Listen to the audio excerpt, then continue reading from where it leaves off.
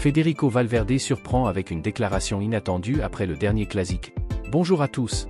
Le récent Clasico, où le FC Barcelone a infligé une lourde défaite au Real Madrid au Santiago Bernabéu, reste gravé dans les mémoires des supporters merengues et amateurs de football. Ce match, qui a déconcerté beaucoup d'observateurs, a vu un Barça flamboyant surpasser Madrid sur son propre terrain, un scénario auquel peu de personnes s'attendaient. Sous le choc de cette rencontre, Federico Valverde, habituellement au sommet de sa performance, a décidé de briser le silence et de saluer le jeu exceptionnel des Catalans. Voici ses mots. Nous devons admettre que Barcelone nous a surpassés lors du Clasico. Je pense que Barcelone a joué un très bon match, surtout en seconde période. La première mi-temps était équilibrée, chacun a eu ses occasions. Mais en seconde période, leur but a tout changé, notamment dans notre équipe. Il est clair que cela dépasse l'aspect tactique. Chers supporters madrilènes, partagez-vous l'avis de Valverde?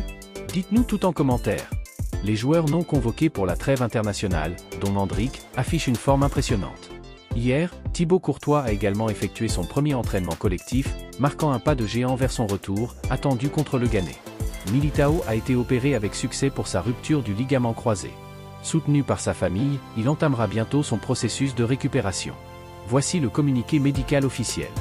Notre joueur Eder Militao a subi avec succès une opération aujourd'hui pour une déchirure du ligament croisé antérieur du genou droit. Militao commencera son processus de récupération dans les prochains jours. Face aux blessures, Aurélien Tchouaméni devrait évoluer en défense centrale pour le reste de la saison, une décision qui intrigue les supporters.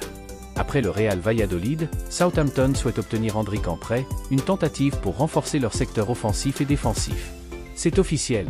Un test ADN révèle que les ancêtres de Vinicius Junior sont originaires du Cameroun. Concernant le racisme dans le football, Vinicius a partagé des mots puissants. Les Noirs souffrent depuis longtemps, et il est temps que cela cesse.